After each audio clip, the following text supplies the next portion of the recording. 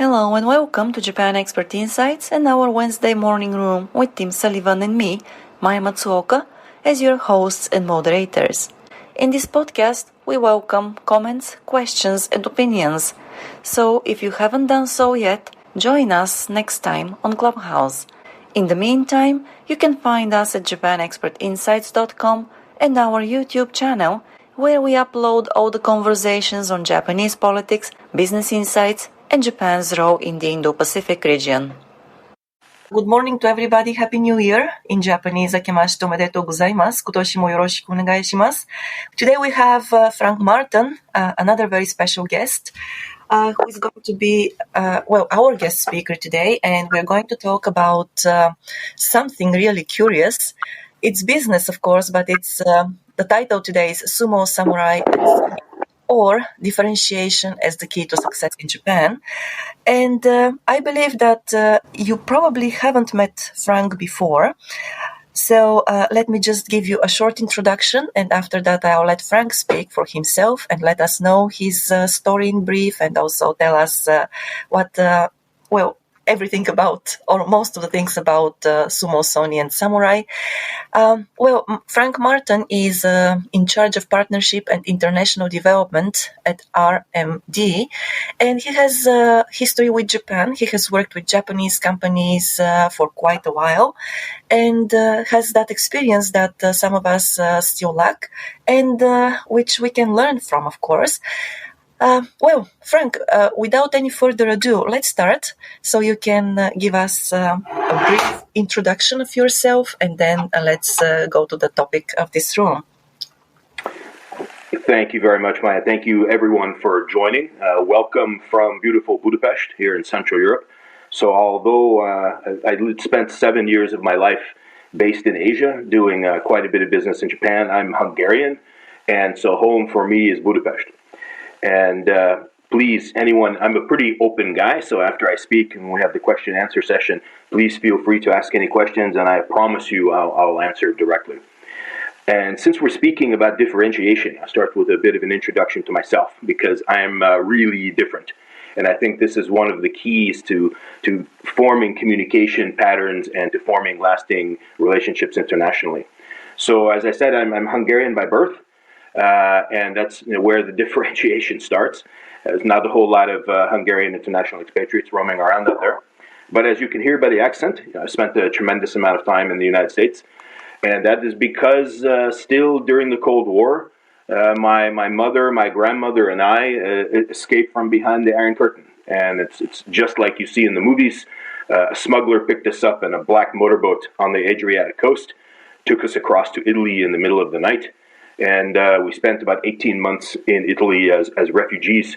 Had a tremendously hard time finding a sponsorship country because my father had passed away in a work accident before we left. So it was 2 women and a small child. And I think most of the government sort of saw that, well, there's no breadwinner. This is going to be difficult. So eventually the Hungarian Club of Chicago in the United States sponsored us, and we were able to immigrate to the United States. But that year and a half I spent in a refugee camp as a child was my first introduction to international communications, because believe me, it would behoove you to be able to identify friend from foe, who can help you, how you can get things done. And that's where my life as a third culture kid started. And I really value this title as a third culture kid, and I've raised a third culture kid, as my daughter. And after immigrating to the United States, I was fortunate enough to quite literally win a lottery, and I was able to go to one of the first magnet schools in the United States, so a school sponsored by the Walt Disney Corporation. So instead of going to my neighborhood school in our first neighborhood in Chicago, we went to what was at the time considered one of the most high-tech schools, and that gave me a tremendous introduction to the education and to the United States. And fast forward a bit to university. So at the exact time the Cold War was heating up and the world was changing, so I studied political science and international relations at university. And I was, at the time they called it the Fassel Fellowship, and now it's called the Ronald Reagan Dante Fassel Fellowship for Democracy. And my specialty was Eastern Europe and the countries of Eastern Europe and the Balkans. So this makes me a bit different in the sense that when I sit down with people, Although I look like that typical white guy who got off the plane just 10 minutes ago, I've been a refugee, I've been an immigrant, I've been new to countries, and I've been communicating with people across cultures since I was a small child. And I've used this differentiation to a business and a social advantage in all of the countries where I've lived. And part of the key to this was also, I would say, finding the right partner. So I married young. And the first question my wife asked me when I asked for her hand in marriage was, Frank, what's our life going to be together? And I said, well, I'm not quite sure, but I can tell you right now, you're never going to be bored. And I have to say, I received tremendous support from my spouse, and she never said no when we said, well, look, let's go back to Hungary because the Cold War is ending. Or after building a company in Hungary, saying, look, we have an opportunity to go on to the Czech Republic. And then after that to Russia. And then after that to Southeast Asia. And that's, I think, extremely important. And I'm sure some of the people sitting out there are from multicultural families, or at least I've learned there's relationships to where no matter what your skill level is, no matter how good you are, no matter how good of a communicator you are, unless you have the support you need from your opposite number, it's very difficult to succeed. So literally after graduation, I turned on the television and we'd watched the past few weeks what was going on in Tiananmen Square, and we watched the Berlin Wall being beaten with hammers, and we basically decided that we wanted to be on the first plane because in Central Europe, it's not just one country, but an entire region was starting from zero, socially, politically, economically, everything.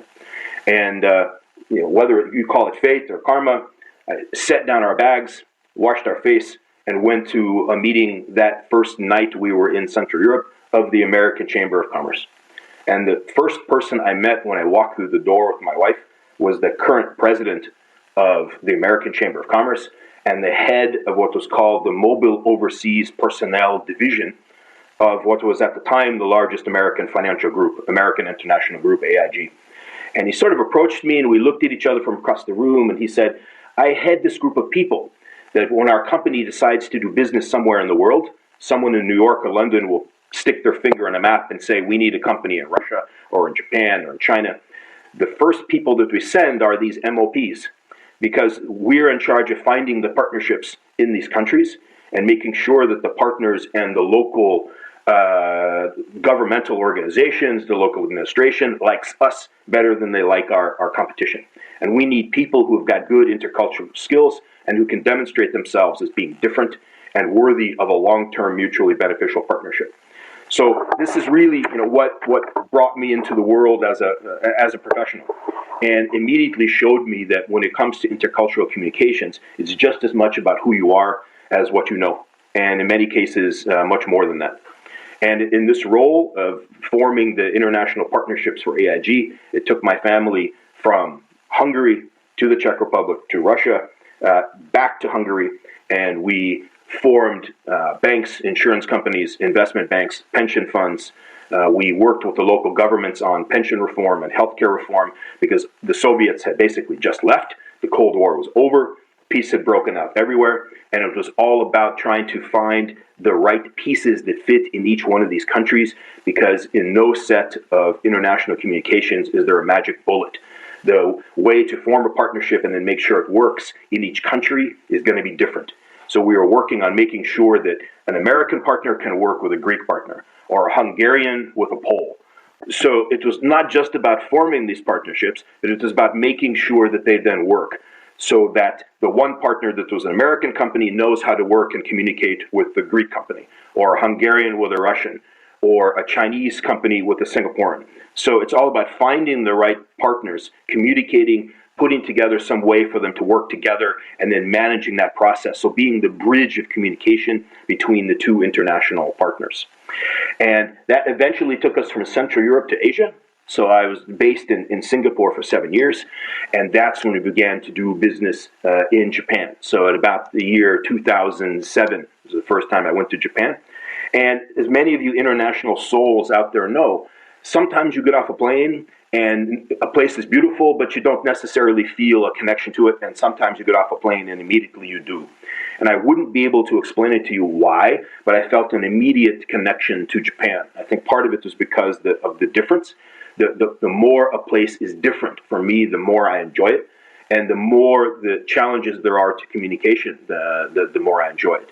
But I still view Japan as, if I wasn't Hungarian, I would figure out some way to be Japanese. I have a real passion for being there. I consider it one of the countries where it has everything. Obviously, it has the business, the culture, the architecture, the food, the sport, the nature. It's one of the very few places where you can say that. And for me, it became obvious doing business not only in Japan but throughout Asia that it's difficult as an expatriate or being seen as a Western expatriate, because people are looking at you and they're wondering that, well, this person is probably going to be gone within 12 to 36 months. So is it worth my time to invest to get to know them? And that's where the differentiation comes into play. If you're able to show them that you're different from the average businessman who just got off the plane, then it gives you a tremendous advantage to build some sort of a mutually beneficial long-term partnership. So we were really blessed those first months and those first years working with Japanese, not only with partners in Japan, but with Japanese partners working throughout Southeast Asia. So organizations like Marubeni, Mitsubishi, Metal Water, and I've now presently putting together a partnership between my employer and a division of Mitsubishi Heavy Industries. And it came down to the way that you set expectations and how you can prove that you're different. And I've had several conversations over the past few weeks about this, what makes a good expatriate or what makes a good international business person, because it's changed tremendously in the past few decades. My career is now, I'm into my 30th year, so it goes back a ways. And, in the 70s, 80s, even in the 90s, it was all about bringing some kind of know-how. And when a quote, Westerner, so a Brit, an American, a Frenchman, a Dutchman, wherever, got off the plane, there was sort of this automatic deference to the level of skill, the level of know-how that they had. But I think that's changed a tremendous amount as the world has gotten smaller and every information is available everywhere. So now I've seen that many times expatriates from the big, what we used to call first world countries, are not the most successful expatriates anymore, because somehow they got off a plane and you're just waiting for that first sentence of, I'm a New Yorker, or I'm a Dutchman, or I'm a Yorkshireman, ... and some disastrous sentence is going to happen after that, because sometimes we feel that these countries that have been very successful for the past century, we have all the answers, and we're going to explain to them how we do it at home, and everyone is just going to listen. Whereas the past few years, the most successful, the best international communicators I've seen are from much smaller countries. They're from Central Europe, or they're Portuguese, or they're Kiwis, or they're from places where it would sound ridiculous for me to walk and say, look, this is how we do it in Budapest, so this is how I expect to do it here. So countries that have been surrounded by larger countries or are crossroads of trade and communication, the people from there tend to be a bit more open-minded and a bit more or quickly to realize that when they go someplace, they may be landing into a situation where they're not going to be the smartest person in the room. And I think that's the first thing when it comes to good differentiation. I'm not saying that there's good expats and bad expats, but the world has certainly shifted. So when it comes to standing out, most of that is being able to show the locals that you're different in some way, and that some way can be quite subtle. You don't have to be a PhD in Japanese studies to prove that you understand about Japan. And especially in Japan, many times the differentiation is about doing the difficult. So I'm not sure how many successful examples anyone has ever seen about bringing a product or service that already exists in Japan and trying to supplant a Japanese partner or the Japanese manufacturer. That's very difficult, if not impossible. It's usually about bringing some service or product that doesn't exist yet in Japan, because it's in this way you're not replacing a Japanese partner. And that is about doing the difficult and being able to see the reality versus the perception. Because it's, of course you find this in Japan, but you find it in every country where the people have a perception of what can be done in their own home country and what cannot. But I find that usually the last person that's going to give extremely clear and accurate answers of what can be done is that local who's never either studied overseas or worked overseas or worked with international partners. It's just human nature that you have a perception of what your home market is and you think you know it, and many times you don't recognize the changes that can be made. So I've been fortunate enough to come and gone from Hungary several times and come and gone from Japan several times. And you recognize the changes over the years and the months when you come and go much more many times than people who are there all the time. So some examples of this this is why we call it Sumo, Samurai, and Sony, is that I was first introduced to Sumo, amazingly enough, when we were living in Russia. The only non-Russian channel in our cable package was NHK. So my wife and I automatically began watching NHK, and we became fans of Sumo. So some of the first conversations I've had over dinner or in a boardroom in Japan, you're introducing yourself, you're going back and forth, and you're able to work this into a conversation that you're interested in Sumo. And okay, probably, almost every foreigner is going to make a comment about Sumo when they're in a Japanese boardroom or over dinner. But since we know a bit more about it, we're able to speak about some of our favorite stars in Sumo from when we were watching. And some of to use this to bring up concepts like open thinking to the potential Japanese partners. And for example, my favorite star from Sumo is a star who used to be called, the nickname was Mighty Mouse, Mai Onumi. And the amazing thing about the sumo wrestler was that he was an innovator. So he was tiny, and he beat a lot of people who were much bigger than he was. And he did this by learning techniques that were hardly used, whereas most sumo wrestlers win with 1 or 2 or 3 specific moves that they focus on. He won with 33 different moves. And he was actually so small that he was shorter than the cutoff limit for the top tier of sumo wrestling. So he decided that he was going to inject almost an inch of collagen into the top of his head so he could qualify. So what this showed, and I would present this in terms of, well, he's an innovator. He did things differently. He didn't take the ancient rules of sumo so strictly that he wasn't able to find a way around it and have a successful career. And first of all, I think the look on everyone's face, I'll never forget, because we've never heard a non-Japanese speak about sumo like this, and know a bit about the wrestlers and about the moves. But I planted the seed of this person who is in the most Japanese of sports, was able to do things in a way that was not usual. And then by the second course of the dinner, the partners are looking at each other and they're recognizing that, that's right. This person formed a career in the most Japanese of sports, but he did things differently. And then by dessert, they're looking at each other to say, how can we apply this into a business practice? And it wasn't me dragging them into the decision or suggesting that they just need to do things differently because I know better than they do. They came to the conclusion on their own, recognizing that they find this differentiation even in the most local of activities. And the same thing when we would bring up something like the legends of the samurai, when again, an average conversation with a Western business person, I'm sure a question or a comment about samurai is going to be in there.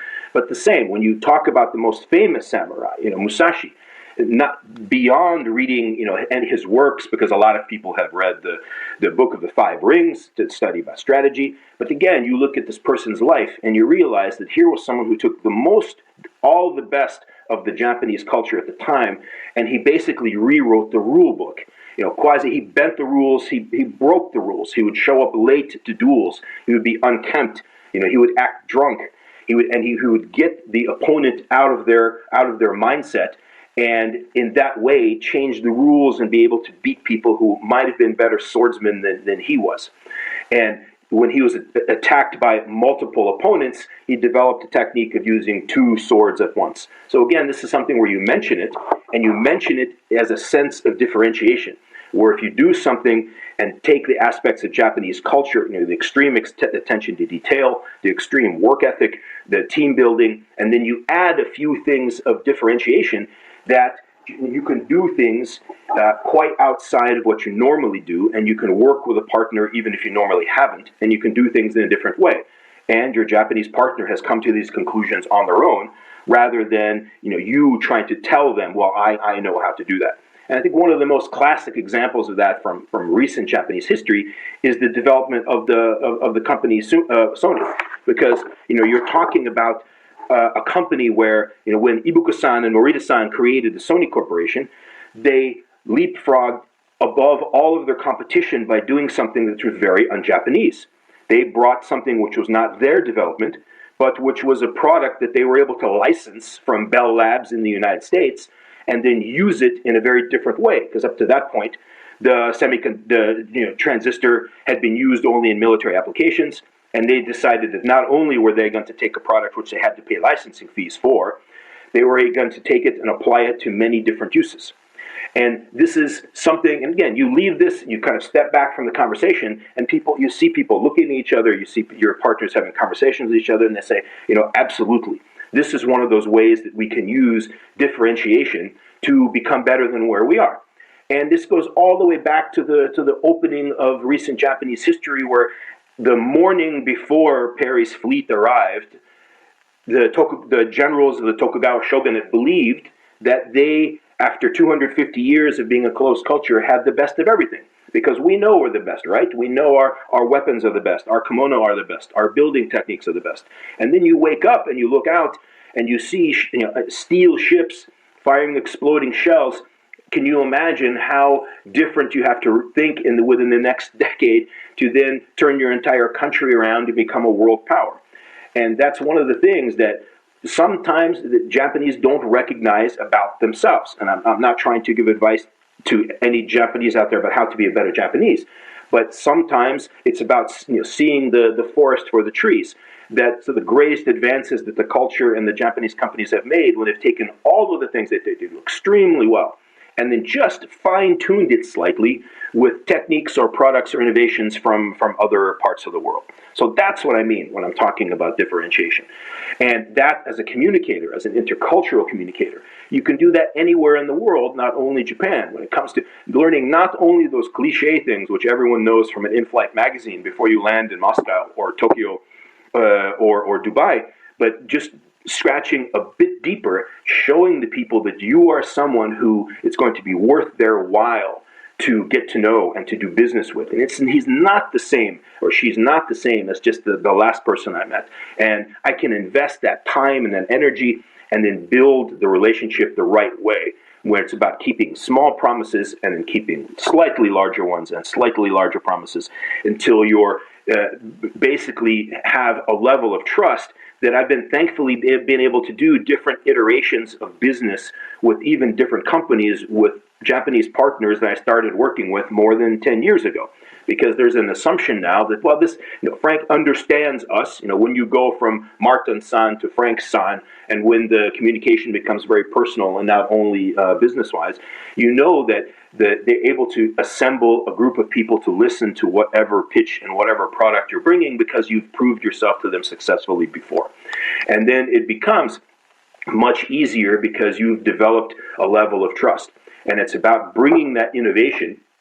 And I'll maybe conclude my portion with a colleague of mine at the same time that we were doing business in Japan for the first time was bringing another Hungarian company to Japan. There's a very famous internationally known salami that's sold globally that they were trying to import to Japan for the first time. And the discussion was with one of the companies that made the lunch boxes that were sold on the Shinkansen and in stalls before you get onto the Shinkansen.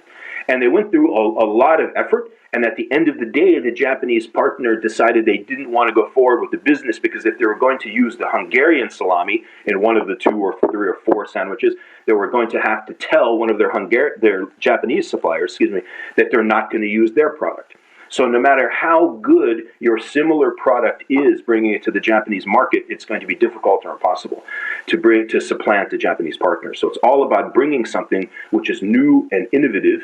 And now I'm working in the engineering services industry, and we specialize in circular engineering projects, and where we're doing either water reuse, we're doing energy projects, we're doing construction projects, something as small as a campus or as large as an entire section of a city. And it's all about bringing a new way of constructing these buildings. We're using less manpower, less energy, therefore less embedded carbon footprint. And even though Japan has some of the best general contracting construction companies and the best urban planning companies in the world, this is something that didn't exist in Japan before because they used more traditional techniques. And therefore we were able to get traction because this is something we were able to do, but decide to do it with the Japanese partner rather than going it alone, rather than going around myself and explaining why we're great, and then we would bring a bunch of American or British or German engineers to then do it in Japan. No, we find a Japanese partner and work together with them, teach them how to do what we know how to do, and then they're the ones who have their own deal flow, their own relationship with the Japanese end users, and then they're able to do that going forward. And just as much in Japan as we're able to do it with Japanese partners in other parts of Asia. And because that's an important business line, I think, to anyone who wants to work with Japanese partners, is the fact that they're in certain countries, the Japanese investors and end users and constructors and design firms and import-export are very, very strong. And many times your Japanese partner may even want to try out a piece of business with you first, for example, in Indonesia or Vietnam, before they're going to bring you to their key partners in Japan, because if it all goes south in one of those other countries, it's more difficult for them to walk their way back from a relationship with a local partner there than it would be in Japan. So this is what I mean by differentiation, and what I mean about sort of listening and acting different and scratching farther below the surface than it would take in an ordinary conversation. So I think I've used exactly the 30 minutes of the time that we talked about. And I'm happy to answer questions about the business we're doing in Japan now, or myself, or experiences in other countries, to anyone who wants to ask. And again, thank you for everyone who joined, and thank you for everyone to let me speak to you at midnight my time here in Budapest. Well, thank you, Frank. That was a great presentation. I really enjoyed it. I love how you tell your stories and you make your points. I have some comments, but I'd like to defer to Maya first, and then I can come in later with some comments, and also invite folks in the audience to come up and ask questions or ask them in the comments. But just wanted to chime in and say it's a great presentation. Thank you. Yes, it was great. Thank you so very much, Frank. And we all know that now everybody has to be different, and that but I mean, we know it and we don't do it.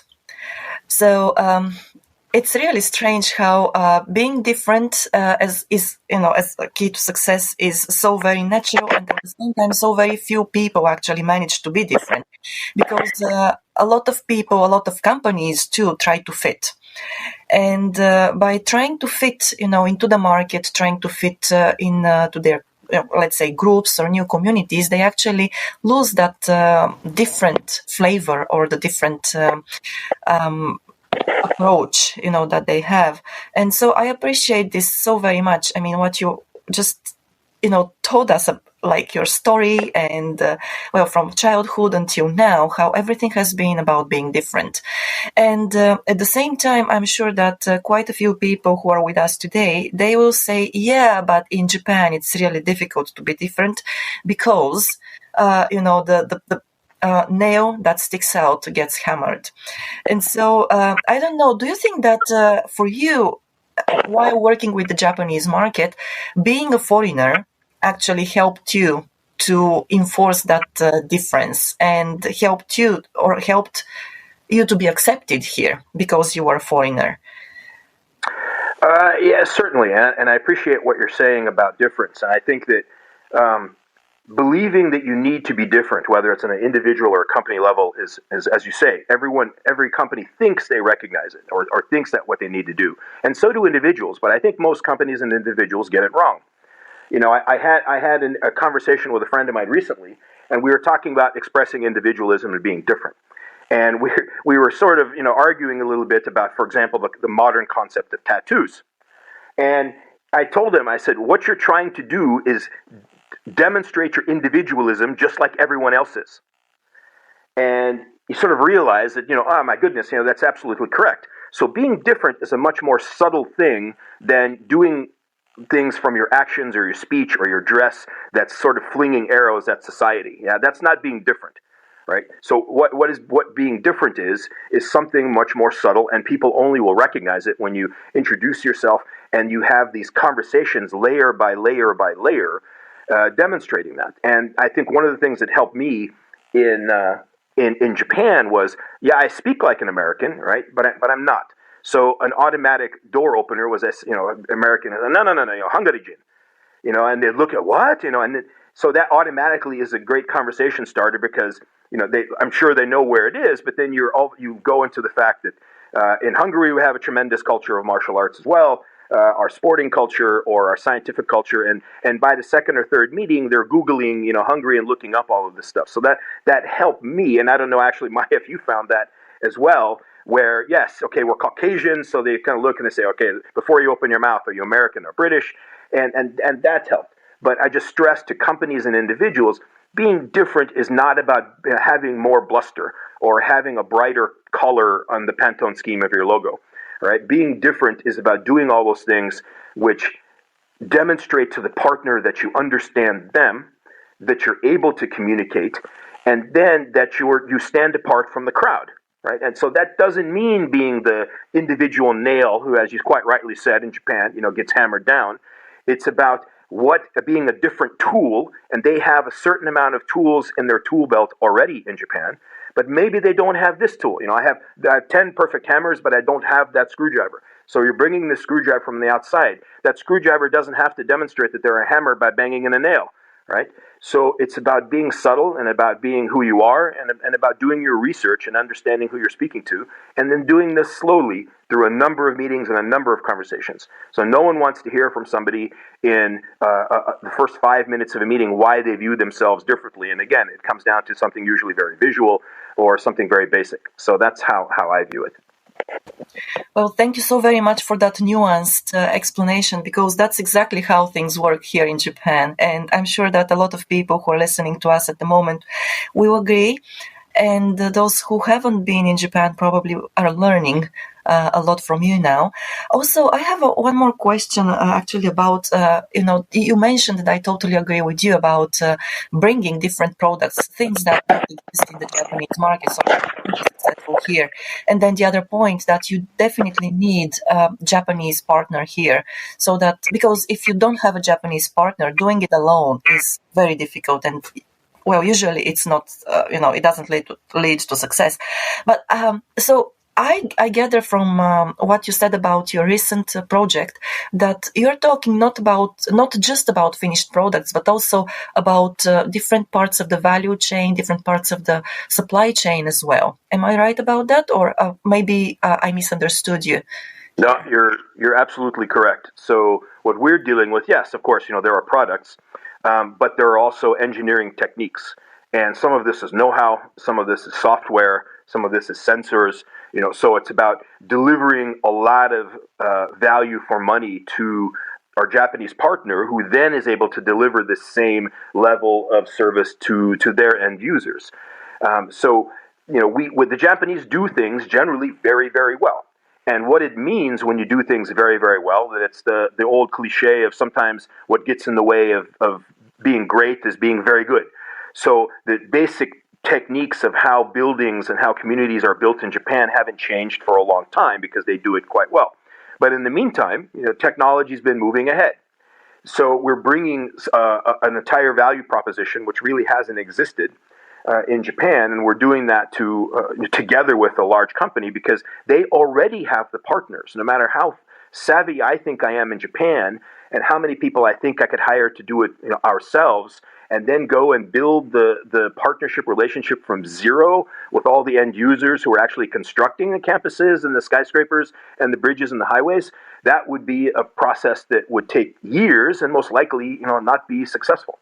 So the one good thing that I found that's come out of, let's say, the financial crisis and the COVID induced financial crisis has been that companies don't want to spend a lot of money expanding, so they're much more open to the partnership model than they were just a few years ago. Because usually, and I built the early part of my career on that, when a company decided they wanted to go someplace new, they said, okay, we're going to relocate a couple of people from London, and we'll bring in these expatriates and we'll start from zero, and everyone in the market will just see how we do things better, right? And that doesn't work all of the time, and it's very expensive, it's very time consuming, and it's very difficult. But now for someone like me to say, okay, we can help, we can go into these new markets by finding the best partner, identifying the best way to do business, because we have thousands of different products and thousands of engineering techniques, and we have to know what is really needed in that market and to be able to sell at what price and through what method of sales, right? And again, every country's the solution is going to look a bit different. There's no magic bullet. There's no perfect template. So, this is the way in Japan that you're able to demonstrate value to the partner by proving to them that they're going to be able to demonstrate that same value to their customer. Maya, did you have something else to say? No, I was just going to say, well, that's really a great breakdown of how things work nowadays and the changes that have come into being recently. So thank you very much for that, Frank. Tim, go ahead. Yeah, I was just going to say, it's interesting, the point about being Hungarian or Bulgarian gives you like a nice point of differentiation, especially as an American. I'm the typical run-of-the-mill American, or I sure was when I originally got here. So I don't have that point of differentiation. However, the way I differentiated was by not fulfilling the stereotype about me, in my case as an American, being the nail that sticks up. Sometimes by not being that nail that sticks up, you differentiate yourself, because by default, as a foreigner, you are a nail that sticks up. I mean, that's like the default mode of just how you look and the expectations that are put on you. And when I was in the States, when I was in sales in the early 90s, I worked for an American company in sales. And my mission was to develop the Japanese transplant market. That's what we called it back then. And these were the first and second tier suppliers to, Nissan, Toyota, Honda, all these companies. And so my competitors were other American companies. But at that time, I had been trained by Japanese managers. So I was more in tune to how Japanese people did things than my own American counterparts. And yet I was working for an American company. So I differentiated myself by doing things that broke the stereotype of how Americans do business, to show them that I could do it in a way that was relatable to them. So we had one client, it was Denso. And one way I differentiated was, for 2 years, I went to Detroit every month. I was in Chicago at the time, and just met the guy for lunch, got to know him, got to know about his family. He got to know about mine. 2 years later, I finally get a request for quotation. So the other way I differentiated myself was, most people will just fax in the quote and wait for the answer. I developed a quote. I did it bilingually, so there was Japanese and English, so everybody on their team could read it. I made what was then, we called them SLAs. They were like a primitive version of 3D printing. And I actually made an improvement on the part. We made a sample part, and then I hand carried it in. And these were small touches that differentiated myself from my American competition. But in a sense, it's because I was, and by the way, I laid out all the processes visually so they could see how we plan to process the product. So I was playing into their values, process-oriented, visual, human, high context where you meet face-to-face. And so in my sense, my way of standing out was maybe by not being the nail that sticks up and defying those expectations. So just a comment. Yeah, I think for sure that's correct, especially when you're there. Because let's face it, what is building trust all about? And if you think about forming friendships, or when you had your first relationships, it's about forming trust in those little ways. And one of the first things you do is let people see that you understand them, right? That you're not the nail that sticks out all the time. And we experienced the same thing. When the Cold War ended, and then especially when the Soviet Union fell, and the Russian Republic came to being, every big company in the world went to Russia at once. And here, this was still in my financial services life. we would meet once a month with all of the other heads of the financial services companies. So, here was AIG, and then to our left was New York Life, and then Allianz and Aegon, the Nationale Nederlanden, and everybody. And everyone around the table was tearing their hair out, saying, we just can't make it work here. We don't understand these people. They just don't want to learn. And they would come around, the conversation would come around to my boss and I, and we'd say, I don't know what you guys are talking about. We've been able to find terrific staff. The company is ahead of expectations, and things are working for us. And we just did things in a way. We started more subtly. We recruited lots of people based on their soft skills or communication skills rather than how many PhDs they had. And we sat down with them and said, you know what? You're smart. How would you do it? And then we would bring in the things that we knew very well that we had tried in Central Europe before that, and a few years before that in Western Europe, and a few years before that in North America. And we sat down with them, and that's all it took. And I had a tremendous 2 years, have wonderful memories and a lot of business success. Even my daughter's godparents are from that part of our lives. We were living in Russia. I have nothing but good memories about that. And it was about being just different enough that the people recognized it, and then you form the relationships after that initial level of trust is there. And it's the same in any aspect of your life. Yeah, another point I wanted to make, and you didn't come right out and say it, but you implied it about why some of the smaller countries seem to do better in Japan. I think everybody in this room who has dealt with Japan in any capacity has learned that humility goes a long way here. It's just one of those underrated attributes that I think really resonate with the Japanese. And then the other thing about how you approach your Japanese prospects and clients is, again, you're doing it through storytelling, which is such a powerful way to communicate. And rather than, as you said, dragging them into your world, you're inviting them to consider it. And then when they do decide to do something innovative, it's their idea, not yours, at least in their minds, right? Which is a great It's that same talent. The people who are good spouses, who are good parents, who are good, are you going to actually, argue with your child every time they do something from a different point of view of yours? Or are you going to plant that seed and let it germinate with them and let them put their own ideas into it, and then it becomes their idea, right? And it's the same thing. I don't think no matter how smart you were, no matter how good your widget was that you brought to Japan, if you did it in as you say, a manner that's not humble, if you were overbearing and not mindful of how things get done. But again, these are the same skills that would make somebody successful in other aspects of their own life. But in many, especially in the modern era, when people confuse the transfer of information with communication, people think the two are the same, and they're absolutely not. That skill is less and less on everyone's palate. Yeah, indeed. I always quote Edward T. Hall. He said, intercultural communication is not about sending the right message. It's about eliciting a desired response. And that's another way of saying that communication is strategic. Sure. And no matter how correct your message is, technically correct, if you don't get a desired response, then there was a failure to communicate. So that's a really important point. But, I think that's true not just with intercultural. I think it's true with communication in general. For sure. Yeah, for sure.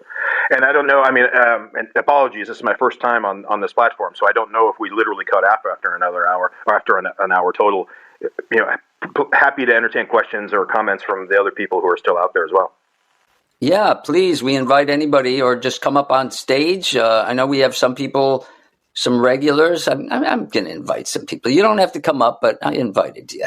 You know who you are. So one of our regulars in this room, we have lots of regulars, but Yuka might not be available, but I was hoping Yuka could come up. And while we're waiting, you brought something up that also has me intrigued now, and I'm going to drag Maya into this. But you talked about, using being from Hungary to an advantage. And I was wondering, Maya, as somebody from Bulgaria, have you used that to an advantage in differentiating yourself in Japan? Well, that's a great question, actually, but maybe not exactly as differentiating myself, but I have been thinking, and just last night, actually, I wrote in my journal about this, that being from a country that has really a complex history, and has suffered a lot of invasions, and even mass killings by those invaders and conquests and so on.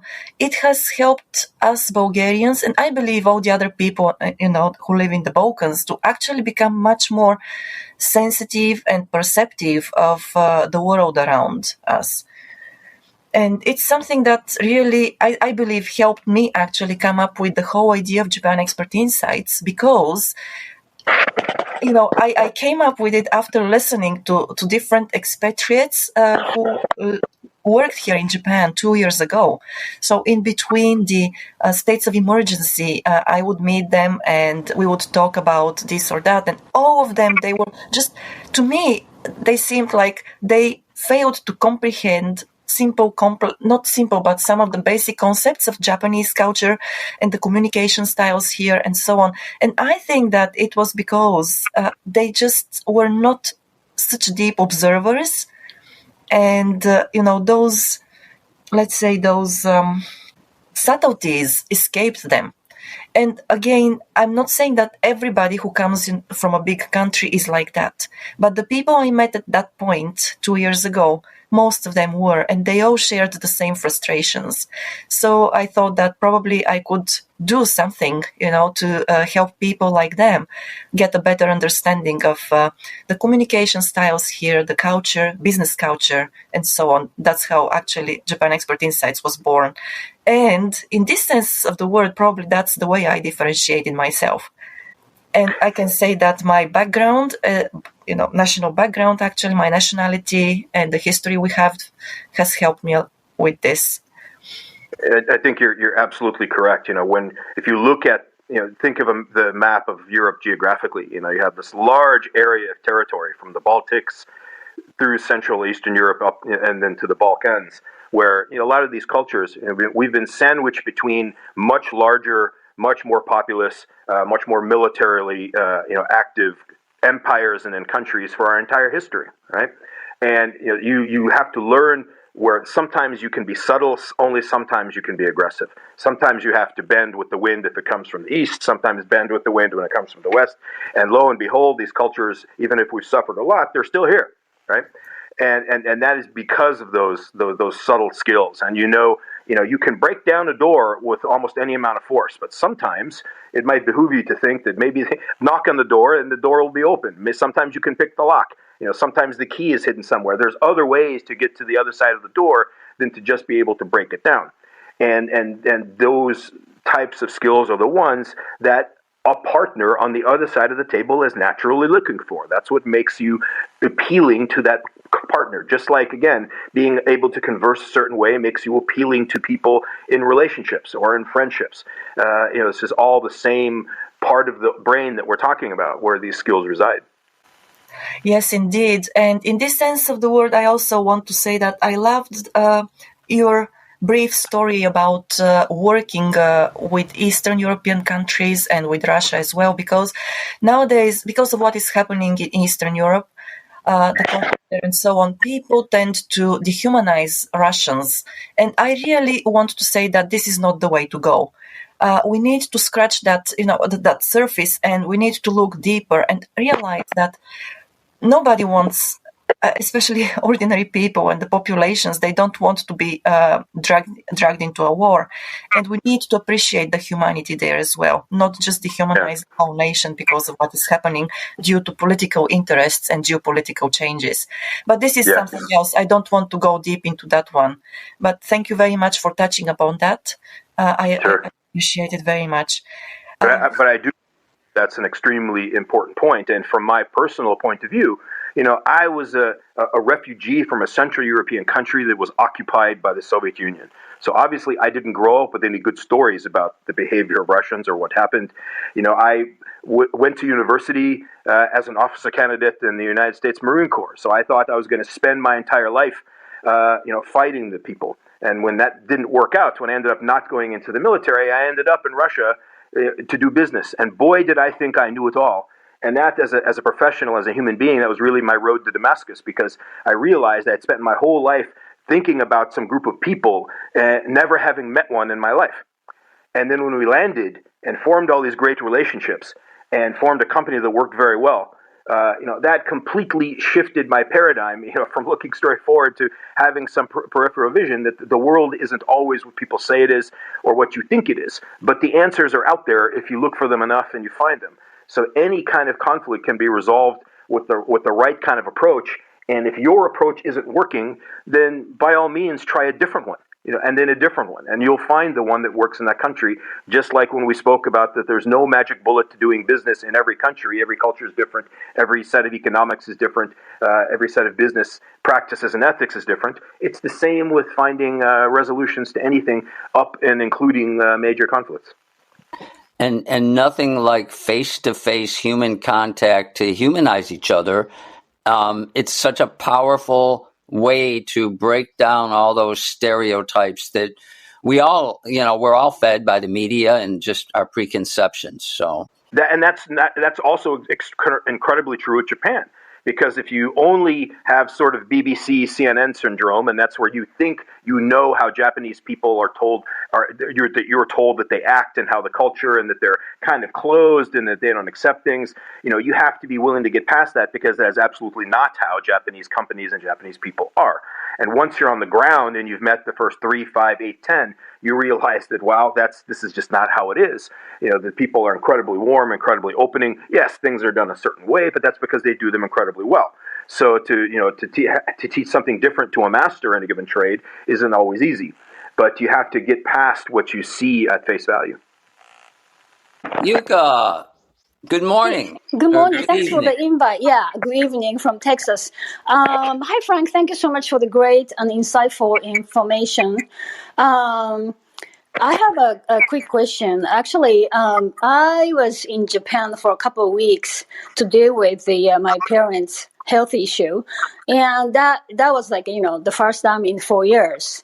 And the Japan can change in 4 years, and then it's interesting you talked about differentiator, but okay, maybe you can differentiate for a certain period, but your counterparts are changing, and from the current youth are different from the older generations. So do you have to change your differentiating factors over time? I would say certainly you do. I mean, when I only have been doing business in Japan, again, since about 2007, 2008. But even from then, I noticed tremendous differences. I'm Generation X. Obviously, most of the Generation X are older, who are still leaders and still drivers of Japanese business. Most of them have a certain level of linguistic ability in foreign, which is almost non-existent. They don't speak foreign languages. They do things a certain way. But then I see people who are my age or younger, many of which at least, some of them did a year at university in a foreign country or have done one tour in a foreign country or at least learned English. They're very different to deal with than their slightly older counterparts. And doing business in Japan 20 years ago was, nothing was in English, or let's say 25 years ago, nothing was in English. The level of English knowledge was much lower. And then you have things like the Football World Cup happened, and the Winter Olympics happened, and then the Rugby World Cup, and then the Olympics again. And then, so little by little, it's become a different Japan than it was 20 years ago. And again, many of the people who were in Japan that entire 20 years didn't even notice it. And it's the same. If I ask many of my Hungarian friends, they still talk like it's 1992 when the Soviets left suddenly. So I think you definitely do have to adapt that differentiation depending on what generation the partners that you're working with are, how big the company is, and Japan is changing. There's a level of entrepreneurship now that wasn't there before. The Abe years brought in a realization that they needed to be more involved in events, at least in Asia, if not globally. So yeah, absolutely. That your differentiation is going to have to change over time as the market changes. And in some countries that may be faster, and in Japan that may be slower. But I think we need to be cognizant of that. Great, thank you. I guess, it's one thing to be different, but you have to keep changing yourself. So, but anyway, thank you. Yeah. I think that constant change is the one thing we can count on all the time. And of course, being agile and aware of that change is actually the key to success. So, yeah, Frank, thank you very much for that answer once again. Great. And well, it's 9:00. This is the time when we close the room.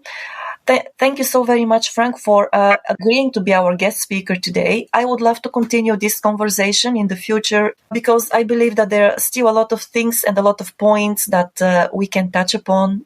And you have actually that experience that resonates with a lot of people here. So thank you so very much. Yuka, thank you for coming up to the stage, and to everybody who stayed with us today. It's the first working day in Japan and everybody's busy preparing for it, I know, but still, thanks a lot.